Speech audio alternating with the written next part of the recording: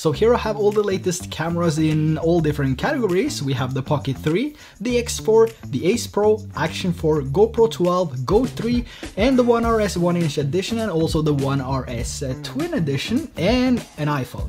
So which camera should you actually buy? And should you buy a camera at all if you have one of the latest iPhones? I also want to say that this video is not sponsored by any of these brands, so all opinions are my own. And hopefully by the end of this video, you'll have a better understanding of which of these cameras to get if you feel like you need one at all. But make sure to stick around until the end to find out which of these cameras I prefer and why, and if I could only choose one or two, which one would those be? Let's dive into the unsponsored, unfiltered truth about these cameras. Now, this video is also mainly to show you how I use these cameras in different scenarios, like traveling, vlogging, motovlogging, hiking, diving, free diving, snorkeling, and spending time with the kids, and so on. So I basically tried to capture every single aspect to give you a better decision based on your needs. I assume a lot of you are doing the same things as me. So yeah, that's basically the concept of this video. So let's start with image quality. Now, in my opinion, nothing beats the Pocket 3 when it comes to out-of-the-box image quality. Even though the GoPro Hero 12 is pretty close and has a really crisp image, the Pocket 3 is just on a different level with the autofocus, D-Log-M 10-bit, 1-inch sensor, the cinematic features, and active track, and so much more. And I think all of this combined makes the footage look untouchable when it comes to the Pocket 3. And for someone that hates digital zooming, for example, you know, 2x zoom on this is just wow, and it's something I use at least 50% of the time when I use the Pocket 3. But with that said, the GoPro Hero 12 is not really far behind with its 8x7 sensor, 5.3K resolution, and 10-bit in all color profiles as well, just like the Pocket 3. But personally, I do like it more natural when it comes to the GoPro 12, so that's the profile I'm using 99% of the time. And compared to all other cameras, GoPro offers the Max Lens Mod 2, which is fantastic for motovlogging. However, this is an additional $99 that you have to spend, and it doesn't even allow you to shoot videos in 5.3K, which is a huge con, given the $100 you have to spend on this just to use 4K resolution and one lens type. What I mean about one lens type, well, it's the other two lens types looks pretty bad, so there's only one lens type that you can use. But I have a full video on this which explains how the Max Lens Mod 2 works, and with side-by-side shots of all the lens types with and without the Max Lens Mod 2. So if you want to learn more about this, check out the link down in the description below.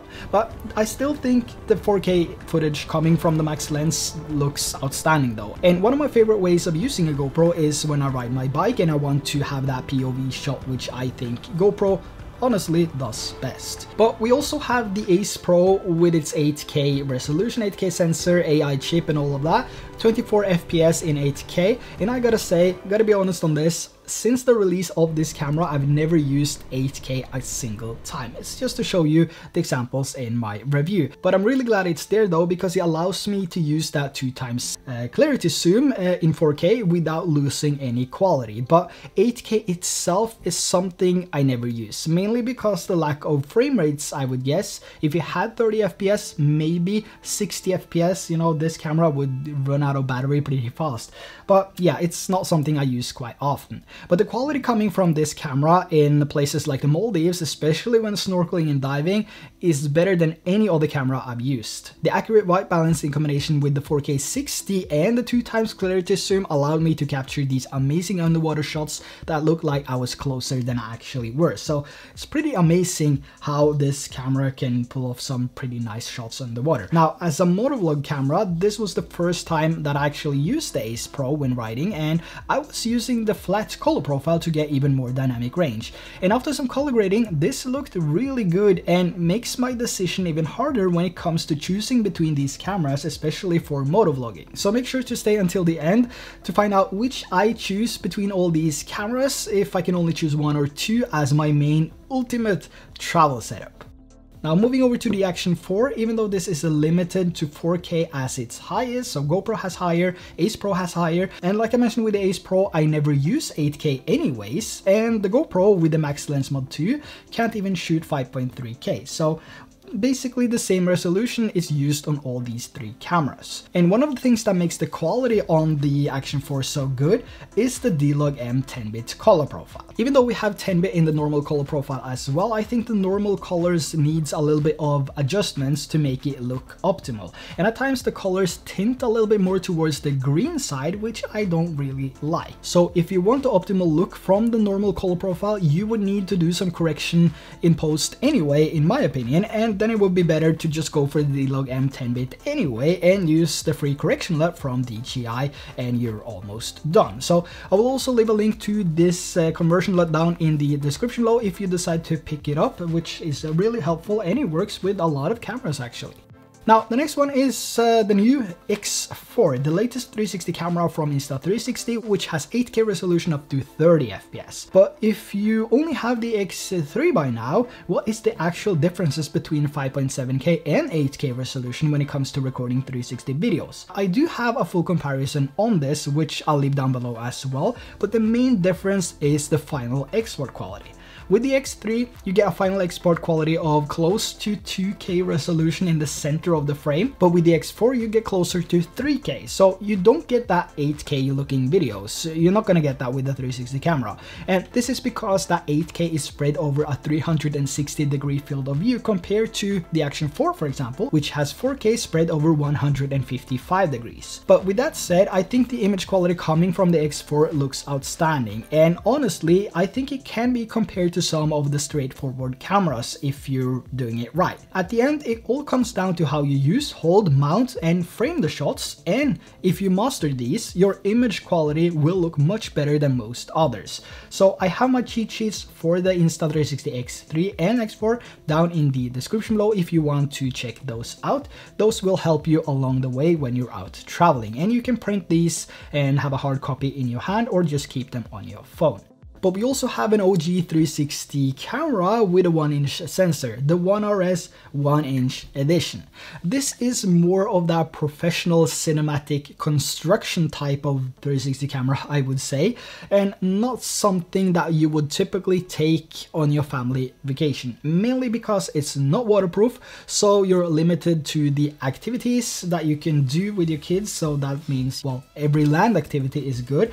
And the lens is also huge, so it is extremely exposed, and if you crack this, yeah, you don't want to crack this. But the image quality is pretty impressive compared to new technology. This is old technology, so if you take this side by side with some newer technology, it's amazing how good this actually is. However, this seems to be discontinued now that we have the X4, so your only option is to get this off a local store, you know, a local online store in your area or through Amazon. Another One RS model here is also the One RS Twin Edition, which is now at 25% off actually, which is a pretty decent price for this camera. This will give you that 48 megapixel 4K boost lens, which I have on here right now, and it will also allow you to shoot in 4K and 6K widescreen, which I'm not really a huge fan of.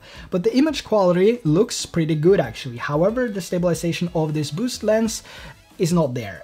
This, I assume, is because there is a bug in the latest firmware update for this, so this happened after I updated to the latest firmware. But hopefully this can get fixed pretty soon, because the quality of this actually looks pretty decent if we freeze the frame here. Now we also have the 360 lens here, which also looks decent. It's not as good as the 1-inch or the X3 or the X4, but in addition to the 360 videos, you also get that dedicated 4K single lens, which will give you a better image quality than if you use single lens mode on these other cameras. So that's also something to consider, and it's also on 25% off, which is, in my opinion, it's a killer price. You get a 360 camera and a single lens module camera. Yeah. Now another one is also the Go3. This one is fantastic. Now the resolution of this is not as high as the other cameras. This is capped to 2.7K at 30 FPS. However, I do think the image quality looks pretty amazing for what it is. And this is not a camera made to capture those high-end cinematic videos. It's a camera made to be fun and versatile, and it also has that magnetic backplate, so you can basically mount this on anything. So for short form content, for example, this is amazing. The quality is more than good enough after the compression coming from each of these platforms, and honestly, I think the quality is amazing. I even used this as my main travel camera back in Hawaii last year, and I'm still surprised when I watched this video back on my 65-inch TV. So yeah, I can honestly say that the Go3 is one of my most used travel cameras. Now we also have the X3, which is more or less the X4, but in a smaller body with less battery life, less features, and resolution. So I'm not going to dive too deep into this in today's video, but like I said earlier, I have a comparison between these two, this one and the X4, so I'll link that down in the description below. And the last one is the iPhone. This is not the latest iPhone. This is the iPhone 13 Pro Max, and I've also been using my wife's 14 Pro Max. The quality on something like this is amazing. If you buy third-party apps which can make your videos even better, but straight out of the camera, it's not really my thing. And maybe the latest model with the ProRes is the better option, but the reason I don't use an iPhone or a smartphone, and the reason I never will, is because it's a phone and not a travel camera. And that's my honest opinion. And all the additional costs you need in order to put this underwater, for example, to get amazing results is one thing, but to shoot comfortable, you would also need something like a gimbal, which also adds that extra stabilization. Maybe a phone case as well if you want to add some different lenses. And the phone itself is not really cheap, is it? So it's just an extra additional huge amount of cost all around, especially if you want to upgrade to the latest model every year to get the latest technology. You would need to buy the same accessories again and again because Apple makes the iPhones incompatible with the accessories that you already have, which is, you know, it sucks. It sucks that Apple has to do this every single year. So for me, it's just going to be way more expensive than just buying a new action camera every year, which can also film more. It has more features. It's waterproof. I wouldn't take this on jet ski, for example, or the paddleboard, or underwater, or to a tropical destination. Imagine shooting a video for 10 seconds and the screen dims down so you don't see anything, and 2 minutes later the iPhone has overheated. Yeah, that's why I'd never use an iPhone for anything. I feel like it's more preparation to get amazing results compared to a dedicated travel camera, or the Go3 for example, or you know, the Ace Pro. Now, one of the big questions, like every single year when there is a new camera released, low lights. Every single year there's so many questions about low lights because people want to shoot videos in low light. So, you know, here's a few comparison clips between all the different cameras in different scenarios, and you can decide for yourself which one you think look better. These clips are not going to be graded or adjusted or anything like that. This is straight out of the camera with the settings recommended by the company for low light shooting. Let's have a look.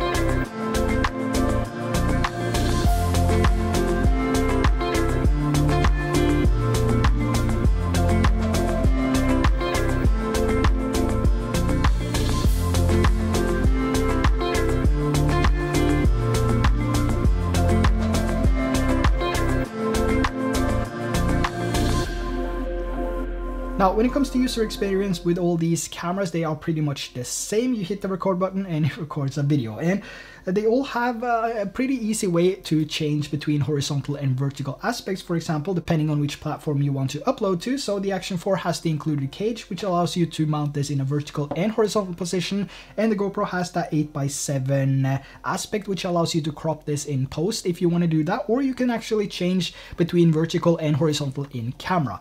Now, when it comes to the 360 cameras, you can do all these changes in the Insta360 Studio or mobile app, and the same thing goes for the Go3 and the Ace Pro Pro, which has free frame. However, with the free frame on the Go3, it means you have to drop down to 1440p, so I do recommend mounting this in a vertical position instead, so you can keep that crisp 2.7K resolution. Now the Pocket 3 does also have vertical shooting mode, which you can enable by just flipping the screen to a vertical position like this. And this is limited to 3K resolution, but it looks fantastic. When it comes to vlogging, you can also triple tap on the joystick on the Pocket 3 to get into selfie mode, and with the other cameras, you have to mount them so they are facing you. So the process is more or less the same. You have to turn it around, and you can also triple tap on the joystick on the Pocket 3, so kind of same. However, with the 360 camera, you don't have to do that. You can adjust however you want later in the app, so you basically capture everything at once, and you don't really have to think about it when it comes to framing, which is a huge benefit with the 360 camera. Now, when it comes to menu navigation, it's easy to navigate through all these different settings on all cameras. However, the GoPro Hero 12 does have the least responsive screen overall. But this has been improved with the latest firmware update, so it's now a little bit better. But this has been an issue with the GoPro for a very long time, and it comes down to the GP2 processor, which is not improved for the GoPro Hero 12. Hopefully we see a new one in the GoPro Hero 13, but this is the main cause of the issues when it comes to navigating through the settings and everything on the GoPro, and the reason it freezes up at times. So a good thing with all these cameras is that all of them has that dedicated quick capture as well, which makes it much easier to stop and start recording by just tapping the shutter button, which is fantastic and something I see myself using more and more because it's more convenient, especially when you have all the settings dialed in pre-hand and you can just hit record. It starts record, and yeah, it's pretty straightforward. Now, one thing I don't like though is how I need to tear apart the 1RS 1-inch edition in order to take out the SD card. I'm not doing this as often, it's mainly when I transfer the files, but it seems very unnecessary given that the camera isn't even waterproof, so the SD card could have been placed in a more convenient spot if you ask me. When it comes to features, it seems like we get more features in these cameras every single year. Some are pretty much hyped up and some are actually good to have. Personally, I never use any of these features except for gesture control and voice control. So I mainly use the normal video mode on all these cameras. Well, for 360 camera, I use 360 videos. So GoPro is natural standard video and 4 or 5.3K at 16 by 9. And with the 360 cameras, it's the highest resolution with the standard or flat color profile. And with the Ace Pro, it's usually free frame video in 4K resolution for the versatility with the flat color profile. And the Go3, I use the normal video mode with the flat color profile, so I get that 2.7K.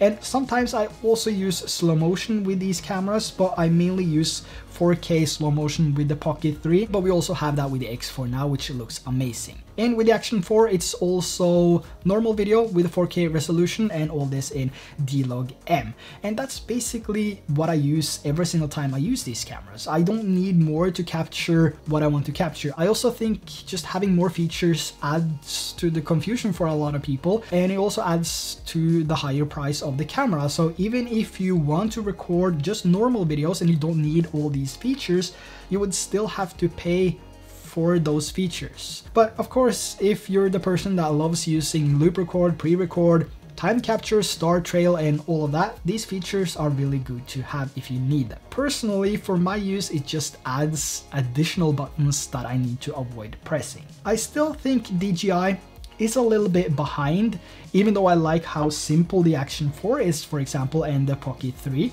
It would be nice to see DJI take the next step and get out of the comfort zone by adding something new, something different, something that we haven't seen in a DJI action camera before.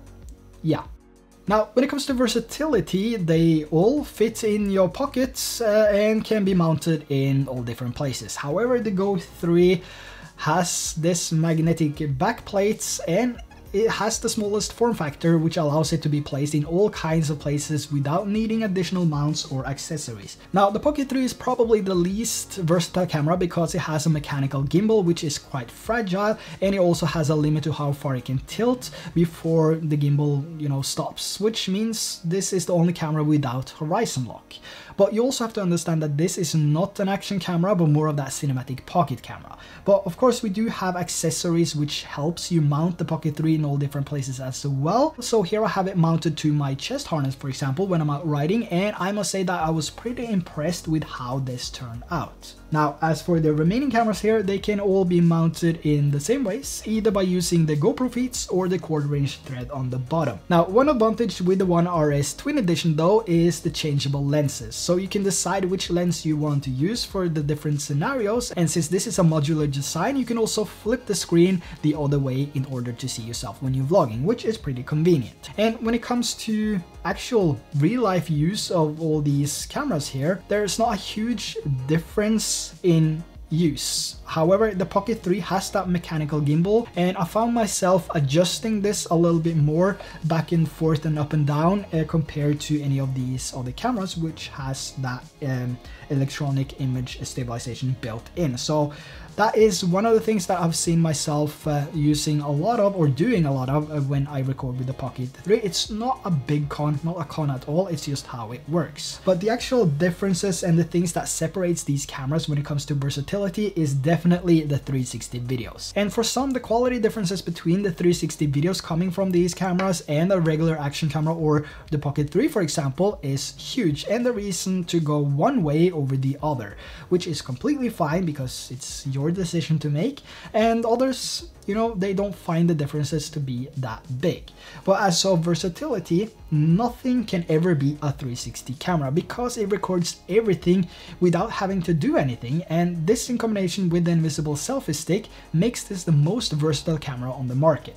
And not to mention that these 360 cameras does also have that single lens mode which shoots 4K videos, so you can basically use it as a regular action camera if you just want to record some regular action camera videos, for example. So you basically get two cameras for the price of one. But there is a con here though, and this con is huge for some, and for others it doesn't, it's not a con at all. But there's no ND filters for these 360 cameras, and that is something I definitely wish we had for the X4. And this is where I also think the Pocket 3 takes the lead, especially with how easy it is to use the magnetic filters, and now we even have some wide angle macro ND filters from Freewell, which is just wow.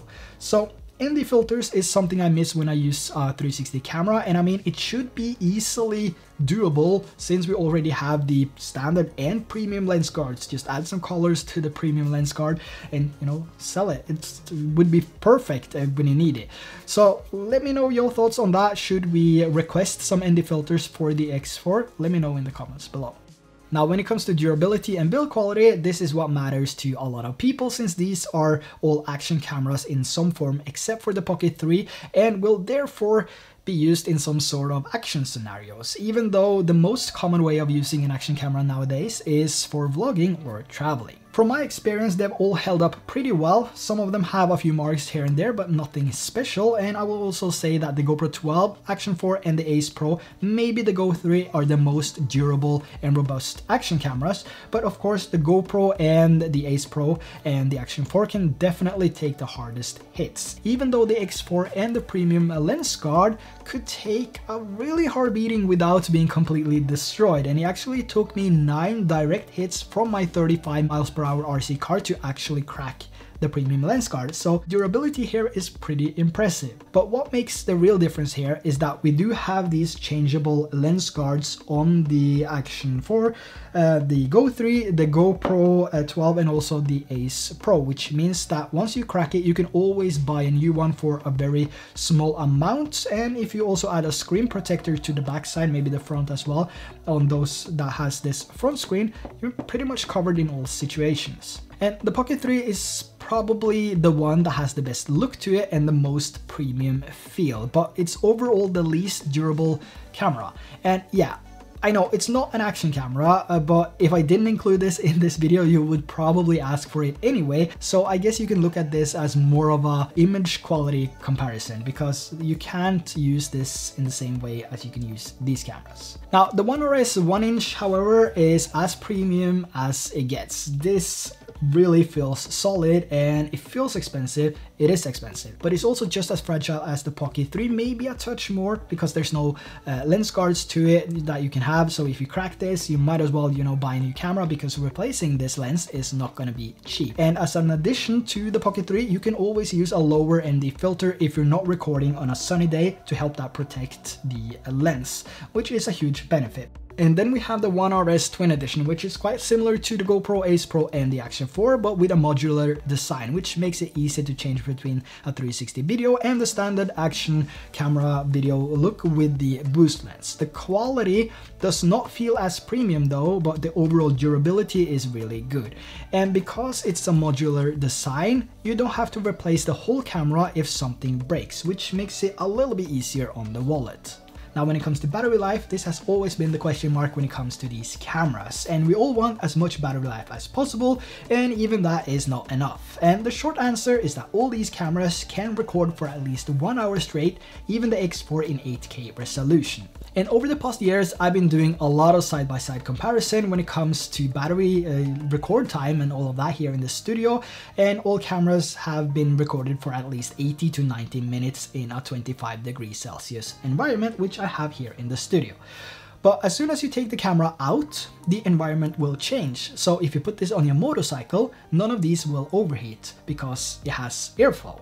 And the same thing goes for hiking in moderate winds. None of them is gonna overheat. And the same thing goes with time-lapse, for example, because time-lapse is something different than shooting a normal video, so it won't overheat. But if you do a normal video standing still, which most people won't do for a longer period of time, I guess, it might have a higher chance of overheating if there's no airflow cooling the camera. But an easy way to fix this is to get a portable fan, for example, or you can either put the camera in the shades and use something you have on you, like your hat, for example, to create a shade for the camera, which is completely free. But out of all these cameras, I've had the GoPro Hero 12 and the One RS 1-inch edition overheat more than 5 times when I've been out traveling over the past year. And the reason could be simple, as both of these cameras are running with old technology. The heat dissipation is worse than the newer cameras, and even the GoPro runs with an older GP2 processor. So this could also be the reason for all the bugs and issues that people are reporting. But at the end, the Go3 128GB version is the one with the longest record time, followed by the Action 4,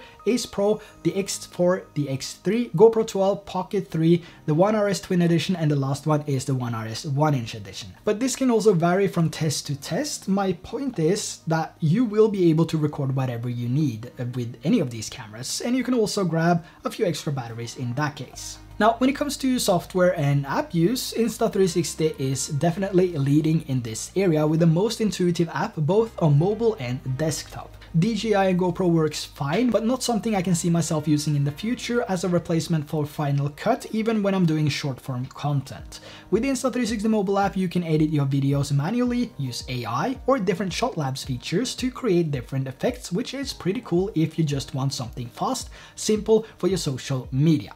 So we're now at the point where I have to choose between 1 or 2 cameras as my main travel setup. Unfortunately though, I have to choose 3 because I can't decide, you know, I can't pick 1 or I can't pick 2 because they have all different use cases and I use them in 3 different ways. So the first one is obviously going to be the Pocket 3 because the main reason is that this will replace my Sony a7S III when I'm out traveling, which means that I can travel lighter because I don't have to bring 2 additional lenses for whatever I want to film. And I think the Pocket 3 does just as well when I'm out there anyway, so I feel like this is the end of my Sony a7S III traveling times. The Pocket 3 is also compatible with the DJI Mic 2, of course, because that came with the Pocket 3, and this is my main choice of audio when I'm out and about and doing, whatever.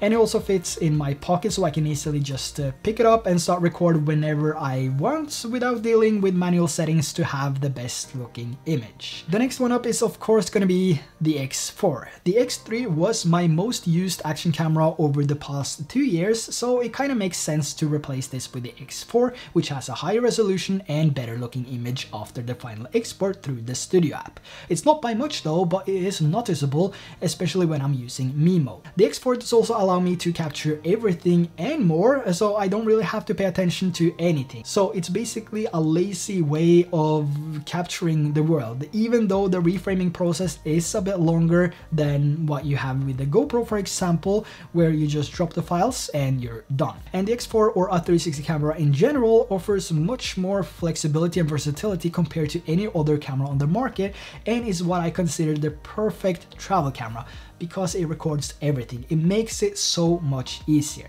The next one and the last one, you probably guessed it, maybe, is gonna be the Go3. This is basically filling the empty spots, I would say, the spots where I want to record a video, but I don't want to hold the camera or have a heavy brick dingling around on my chest or, you know, on my neck mount. So because of the low weight, it's much more comfortable and easier to wear and just hit record whenever I want to capture something than any other camera, and this has been my go-to for hiking. And if you've been here for a while, you probably know that I love doing these hikes when I'm out traveling, and there's no better camera in my opinion to use than the Go3 when I climb mountains and, you know, do things with the kids when we're out on vacation. So that's the main reason I love the Go3, and this is my third choice of travel camera.